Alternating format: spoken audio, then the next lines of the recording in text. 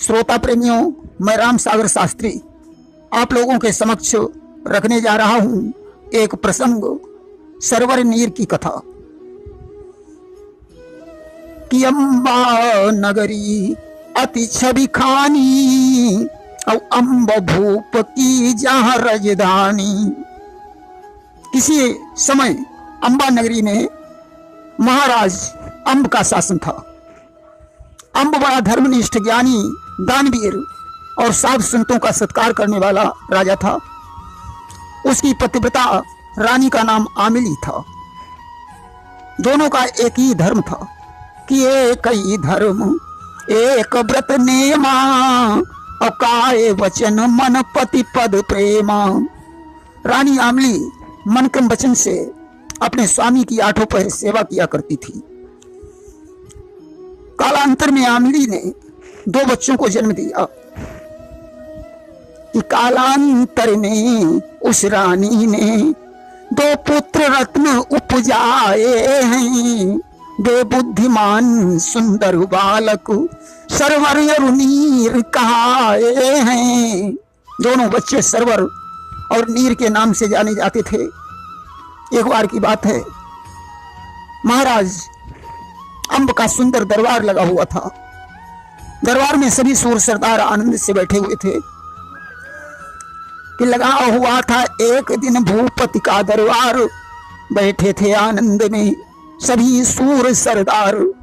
उसी समय द्वारपाल ने दौड़कर राजा को सूचना दी, महाराज दरवाजे पर एक तपस्वी संत आए हुए हैं जो आपकी प्रतीक्षा कर रहे हैं। कि द्वारपाल मुख से सुना, आए द्वार मुनीश, सुख सैया को छोड़कर दौड़ पड़े अवनीश। ज्यों राजा ने सुना कि दरवाजे पर कोई संत मेरी प्रतीक्षा कर रहा है, आज सिंहासन से उतरकर राजा भाग खड़ा हुआ। चरणों में मस्तक रखकर उसने कहा, मुनिवर आपने अपना दिव्य दर्शन देकर मुझे कृतार्थ कर दिया। बड़े भाग्य से संतों का दर्शन होता है। राजा संत को अपने साथ ले आया और सिंहासन पर बैठाकर 16 प्रकार से पूजा की और कहने लगा कि बोला प्रभु चरण धार करके सेवक का मान बढ़ाया है। पर दया धाम बतलाओ तो किस कारण कष्ट उठाया है। आपके चरण कमलों से हमारा दरबार पवित्र हो गया है, परंतु प्रभु इतना तो बताओ आपका आगमन किस लिए हुआ है। संत ने कहा, राजन हमने सुना है आप बहुत बड़े दानी हैं, इसलिए हम भी कुछ मांगने के लिए आए हैं। राजा ने कहा, प्रभु बोलिए आपको क्या चाहिए। कि जी चाहे सो मांग लो, दुजवर दीन दयाल, सत्य प्रतिज्ञा कर कहूं पूरा करूं सवाल। संत ने कहा, राजन कुछ मांगने से पहले आपको त्रिवाचा करना पड़ेगा। राजा ने त्रिवाचा कर दिया कि दूंगा दूंगा निश्चय दूंगा, करना कुछ सोच विचार नहीं, इकरार कर चुका जब तुमसे तो हो सकता इनकार नहीं। उसने कहा, मुनिवर मैं त्रिवाचा करता हूं, जो आप मांगेंगे मैं वही दूंगा। संतों ने कहा, राजन जिस सिंहासन पर तूने मुझे बैठाया है, अपना वह सिंहासन मुझे दे दे। अब तो राजा चक्कर में पड़ गया। उसने कहा, प्रभु मैं अपनी प्रजा को पुत्र के समान समझकर शासन करता हूं। आप एक सन्यासी हैं, बड़ा राजकाज के संचालन में आपको क्या ज्ञान होगा। संत ने कहा, तो अपना वचन वापस ले ले, मैं यहां से विमुख होकर चला जाऊंगा। परंतु याद रख, जो वचन देकर उसे निभाता नहीं है उसे नर्क में जाना पड़ता है। आज राजा ने छत्र मुकुट उतार कर संत के मस्तक पर रख दिया और कहा, भगवान अब आप राजा हैं, मैं आपकी प्रजा हूं, परंतु मुनिवर मैं हाथ जोड़कर आपसे एक निवेदन कर रहा हूं कि मेरी प्रजा को कोई तकलीफ मत देना। संत ने कहा, मैं राजा हूं, आज तो प्रजा की फिक्र तुझे नहीं होनी चाहिए। कि जो जैसी करनी करे सो तय सो फल पाए, बोए पेड़ बबूल का आम कहाँ ते खाए। जो जैसा करेगा उसे वैसा ही फल भोगना पड़ेगा। तुझे इस विषय में चिंता करने की जरूरत ही नहीं है। तेरा ज्ञान मुझे अच्छा नहीं लग रहा है, इसलिए अतिशीघ्र अपनी पत्नी और बच्चों के सहित मेरे राज्य से निकल जा। अब तो राजा उदास होकर अपनी रानी आमिली के पास पहुंचा। आज मुखमंडल को उदास देखकर आमिली पूछने लगी कि क्यों चेहरा गमगीन है, क्या है रंज मलाल, अपनी प्यारी से कहो प्रियतम दिल का हाल। स्वामी, आपका चेहरा मुरझाया हुआ क्यों है? आपको किस बात की चिंता है? राजा ने कहा, रानी क्या बताऊं कि छल करके एक विप्र ने मुझे छल लिया वाम, याचक बनकर ले लिया राजपाट धनधाम। आज एक संत ने मुझे छल लिया, सारा राजपाट मेरे हाथों से चला गया। कि क्या कहूं मैं प्रिय, कुछ न जाता कहा, आपदा एक सर पे आई हुई, पहले राजा थे अब मैं भिखारी हुआ, चिंता इस हेतु दिल में समाई हुई, आज मैं राजा से भिखारी हो गया। इसलिए तुम ये राजसी वस्त्र उतार कर दोनों बच्चों को गोद में ले लो और यहां से तत्काल प्रस्थान करो, क्योंकि अब यह संत का राज्य है। रानी बड़ी सतवंती थी, उसने कहा, कोई बात नहीं स्वामी, हम लोग किसी दूसरे राज्य में चलकर नौकरी कर लेंगे। आज अपनी राजधानी को प्रणाम करके चारों प्राणी प्रस्थान करते हैं। कि अब प्रणाम करें राजधानी, अब प्रणाम, आज तलक तू रही हमारी, अब हो गई वीरानी, कि छूट गया है अन्न हमारा, छूट गया है पानी, अब प्रणाम करें राजधानी, अब प्रणाम। आज राजा ने परदेश के लिए प्रस्थान कर दिया। रानी चलते चलते थक गई, उसके पैरों में छाले पड़ गए, प्यास की वजह से सरवर नीर बेहोश हो गए। रानी ने कहा, स्वामी कहीं से पानी ले आओ। कि प्यासे मर रहे सरवर नीर, पियाने को ले आओ पानी, प्यासे मर रहे सरवर नीर, कि मुरझाया सकल शरीर, पियाने को ले आओ पानी। राजा ने कहा, प्रिय इस राजधानी में पानी हराम है और आगे बढ़ो। आज धीरे धीरे राजधानी के बाहर एक शहर में पहुंचे, जहां उन्होंने एक सराय देखी। उस सराय में बीबी भटियारी रहती थी, जो दलाली का काम करती थी। उसके पास पहुंचकर राजा ने एक रात ठहरने के लिए कहा। भटियारी बोली, यहां ठहरने का किराया पड़ता है। राजा ने अनुरोध किया कि हम लोग आपत्ति के मारे हैं, मेरे पास किराया नहीं है। उसने कहा, चलो ठीक है, तुम मेरे यहाँ 2 आने की नौकरी कर लो, तुम्हें जंगल से लकड़ियां लानी पड़ेगी। राजा वहां ठहर जाता है। एक दिन राजा लकड़ी लेने चले गए, उसी समय एक सौदागर आ गया। उसने रानी आमिली को देखा और उस पर मोहित हो गया। भटियारी से बोला, यह सेविका मुझे दे दो, इसके बदले में आपको बहुत सा धन दूंगा। भटियारी की बात समझ में आ गई, उसने रानी को बेच दिया। जब सौदागर अपने जहाज पर चला गया तो भटियारी ने आमिली से कहा, जाओ या खाना ले जाकर उस जहाज वाले सौदागर को दे दो। भटियारी साथ में गई। ज्यों रानी ने उसे खाना दिया, सौदागर ने बाह पकड़कर उसे जहाज पर बैठा लिया और लेकर चल दिया। आमिली रोती चिल्लाती रही। सौदागर अपने घर ले आया और आमिली से बोला कि उर इच्छा अस करहु विवाहु, अपूर्वहु सुंदरी मोर उछाहु। उसने कहा, तुम मेरी पत्नी बन जाओ। आमिली ने 12 वर्ष की मोहलत मांगी। अब तो सौदागर सदैव रानी आमिली को अपने साथ रखकर व्यापार करने लगा। इधर भटियारी बच्चों के पास आई। सरवर नीर ने पूछा, मेरी माँ कहाँ है? उसने कहा मुझे क्या पता। सरवर नीर ने कहा तुम हत्यारिन हो, तुमने मेरी मां को मार डाला। अब यह बात मैं पिताजी को बताऊंगा। इस पर भटियारी ने हाथ में हंटर उठाया कि कर मही लई चाबुक बिकराला और मारी उधेड़ी दीन सब खाला। दोनों बच्चों को हंटरों से खूब पीटा। तब तक राजा अम्ब लकड़ी लेकर आ गए। उन्होंने पत्नी को नहीं देखा। भटियारी से पूछा। उसने कहा क्या पता तुम्हारी पत्नी कहाँ गई। अरे तुम्हारी पत्नी उल्टा थी, हो सकती है वो किसी सौदागर के साथ चली गई हो। राजा ने कहा नहीं, चाहे सूर्य पूर्व के बजाय पश्चिम में निकले, चंद्रमा में आग प्रकट हो जाए, परंतु मेरी पत्नी ऐसा कभी नहीं कर सकती है। इसमें जरूर तुम्हारी कोई चाल है। भटियारी ने कहा शीघ्र ही यहां से निकल जा और अपनी पत्नी को ढूंढ।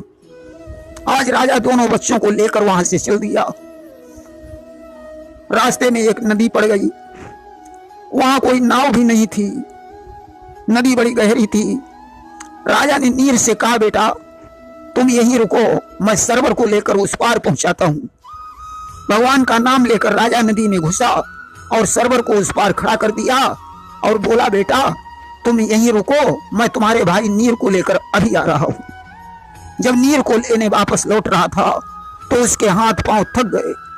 राजा नदी में डूबने लगा। अब तो दोनों बच्चे देखकर विलाप करने लगे कि एक पार पे सरवर रोबे, एक पार पे नीर, मात पिता बिन कौन बंधाए धीर। कि हाय विधाता हमको किस्मत लूट गई, पिता डूबते माता हमसे छूट गई। क्या होगा अब इस जीवन का बड़ा दुख गंभीर, मात पिता बिन कौन बंधावे धीर। आज डूबते हुए राजा ने कहा पुत्रों पानी से दूर रहोगे रहना, अन्यथा तुम लोग भी डूब जाओगे। मैं तो डूब ही चुका हूं, तुम शहर में जाकर भीख मांगकर अपना गुजारा कर लेना। आज राजा बहते बहते धर्मपुर नगर के तट पर पहुंचा। उस नगर के राजा धर्म सिंह बड़े धर्मनिष्ठ और प्रतापी थे। उनके कोई संतान नहीं थी, वे प्रजा को ही अपना पुत्र समझते थे। एक बार राजा बहुत बीमार हो गया, उसके बचने की आशा नहीं रही। उस समय राजा धर्म सिंह ने प्रजा से कहा मेरे मरने के बाद जो व्यक्ति पहले इस दरबार में आए उसी को तुम राजा बना देना। उस राजा की मृत्यु हो चुकी थी। राज दरबारी राजा की बात का ख्याल रखे हुए थे। तभी अचानक राजा अम्ब भिक्षा मांगने के लिए उस दरबार में पहुंचे। दरबारी देखकर बड़े प्रसन्न हो गए।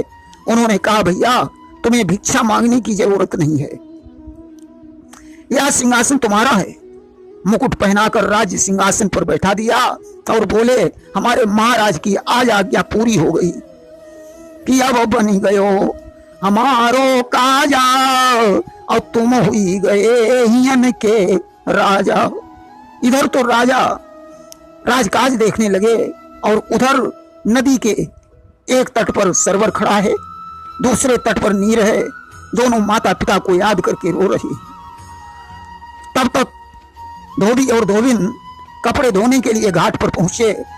धोबिन ने सरवर के रोने की आवाज सुनी, उसके पास पहुंची।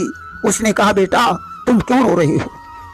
सरवर ने कहा मेरी मां समुद्र में डूब गई, पिताजी नदी में डूब गए, मेरा छोटा भाई नीर उस तरफ है, मैं इस तरफ हूं, क्या आप मेरे भाई से मुझे मिला दोगी। धोबिन ने कहा अवश्य बेटा मैं तुम्हें तुम्हारे भाई से मिला दूंगी। उसने धोबी को बुलाकर कहा नीर को उधर से ले आओ। धोबी नीर को ले आया। धोबी के कोई संतान नहीं थी। वह दोनों बच्चों को घर ले आया। अब तो वे धोबी और धोबिन को ही अपनी माता पिता समझने लगे। बच्चे जब जवान हुए तो उन्होंने धोबिन से कहा मां हम लोग कोई काम धंधा देखेंगे। आज दोनों भाई काम धंधे के लिए चले गए। इधर महाराज अम्ब ओ धर्मपुर का राजा बने हुए 10 वर्ष व्यतीत हो गए।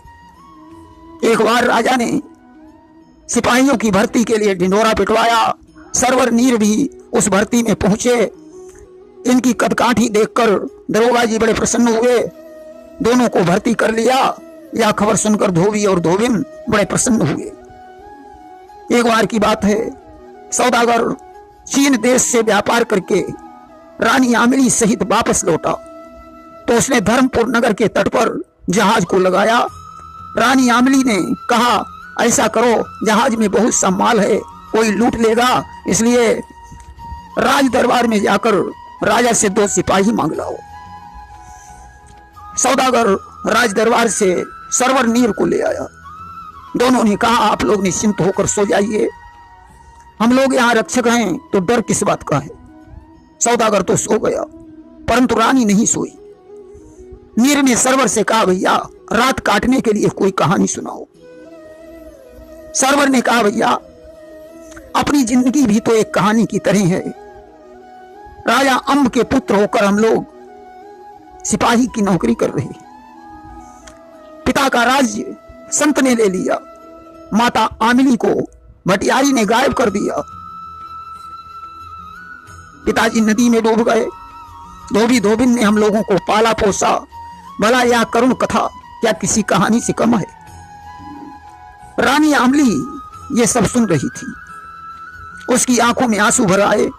उसने विचार किया, ये मेरे ही पुत्र हैं, परंतु इन्हें प्राप्त करने के लिए मुझे क्या करना चाहिए। उसे एक उपाय सूझा। उसने ताले खोलकर सारा माल नदी में डाल दिया। सरवर अपनी कहानी ही कहता रहा। प्रातःकाल दोनों वापस चले गए। इधर रानी ने सौदागर को जगाया और बोली, तुम सोते रहे, तब तक वे दोनों सिपाही ताले खोलकर सारा धन चुरा ले गए। जाओ राजा के यहाँ उनकी रिपोर्ट लिखवाओ। सौदागर ने राजा के यहाँ रिपोर्ट लिखवाई। राजा ने कहा, तुम्हारा गवाह कौन है। उसने कहा, मेरी पत्नी गवाह है। राजा ने कहा, जाओ पत्नी को बुला लाओ। रानी आमिली दरबार में पहुंची। राजा ने सरवर नीर को बुलवाया और खड़ा किया। आमिली से पूछा, क्या यह सत्य है, ये दोनों मेरे सिपाही चोर हैं, इन्होंने चोरी की।